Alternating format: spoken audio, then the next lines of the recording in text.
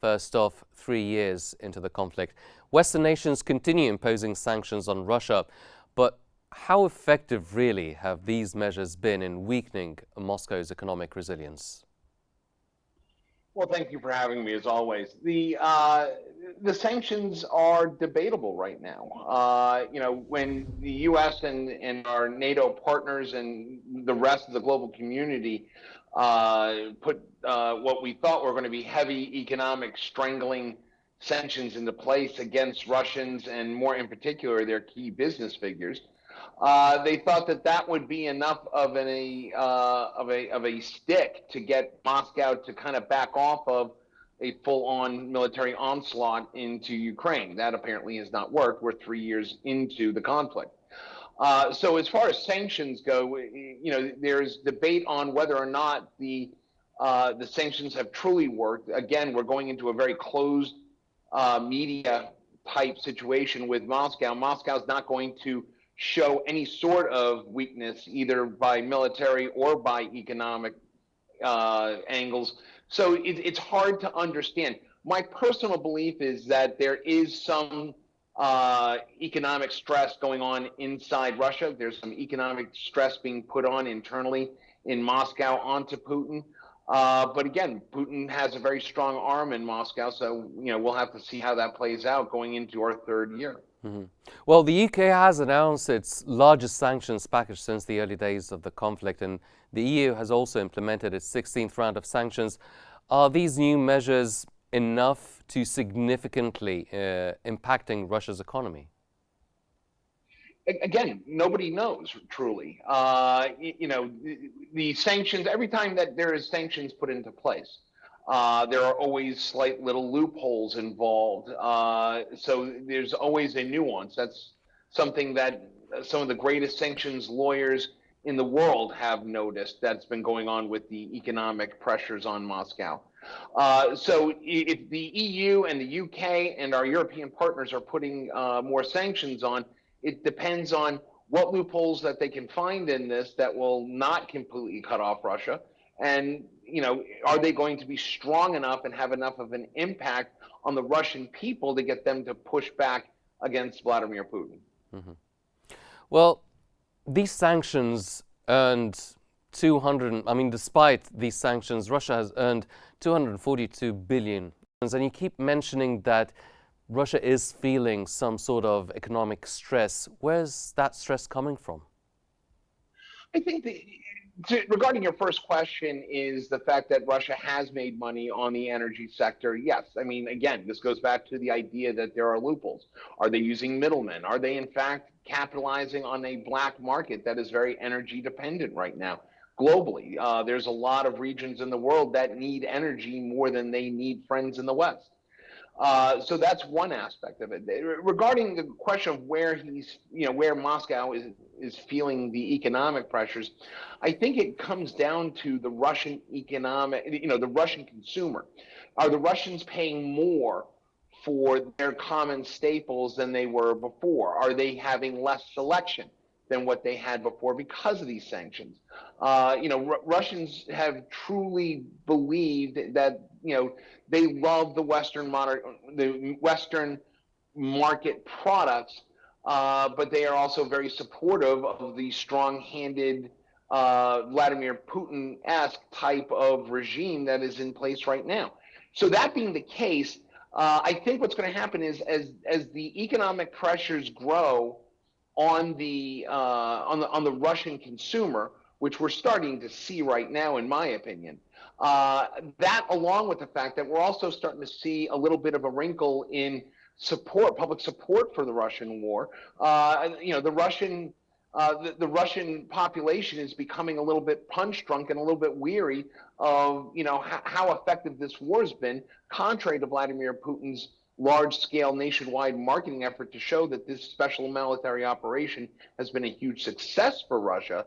I think there's a lot of pressure building on the economic side, and I still think there's probably some pressure building on just the general public support for the war. Mr. Russell, the European Union still spent nearly 22 billion euros on Russian oil and gas in 2024, more than it actually allocated to aid Ukraine. So how does this contradiction affect the credibility of the West's economic pressure on Russia? That is an incredibly great question, and I don't think that there's a real answer to that. Here's the catch-22. When you are Russia and you have one of the largest energy supplies into Europe, there's a certain there's a certain need that the European nations have to have.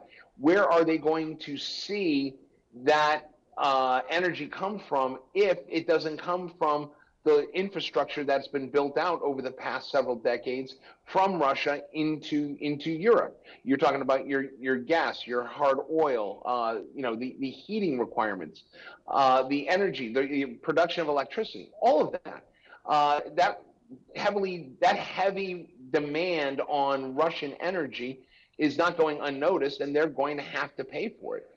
That being the case, there have been several other opportunities that have popped up that, perhaps, natural gas supplies from Qatar, and Qatar being a pipeline for that. The other Gulf states, such as the Emirates, the Saudis, being able to try and offset that requirement and that need for Russian or that dependence on Russian energy. So the hypocrisy, to that angle of your question, the hypocrisy is very real right now. We're seeing that it's been a unified voice up until now between the United States and our European partners, and in particular our NATO partners, saying that we will defend Ukraine at all costs. We will support Ukrainian sovereignty at all costs. With the recent changes in government here in the United States, the Trump administration has taken a lot more of a 180 approach to Ukraine, whereas the Biden support was universal and it was consolidated with our Western and even our Eastern European partners. Donald Trump has caused a big rift in the relationship between Washington and Europe and NATO. That being the case, I think that the hypocrisy there is we still need the energy. We're not going to clamp down on imposing the full set of sanctions, but we're not going to do it at the risk of our own infrastructure, of our own people. That's where the hypocrisy lies. Mm-hmm. Well, speaking of Trump now, with his administration's approach to foreign policy shifting towards the EU, towards Ukraine, how could changes in the U.S. support affect Ukraine's economic future? How does it affect Ukraine's economic future? Everything depends on the future of the sovereignty of Ukraine.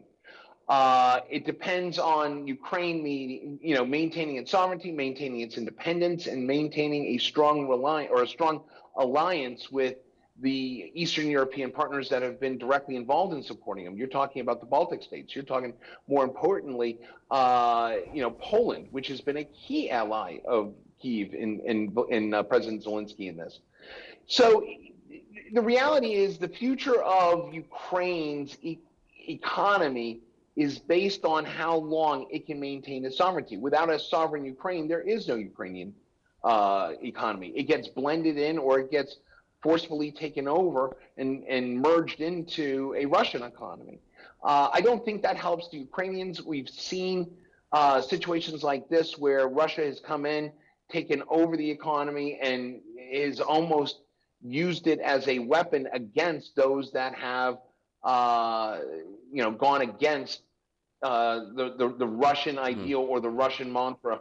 So there's a lot of factors. It's still a very fluid situation, but the bottom line is, where goes the war, goes the Ukrainian economy. Mr. Justin Thomas Russell, the Executive Director of the Global Foreign Policy Center from Washington, thank you very much for joining us, sir.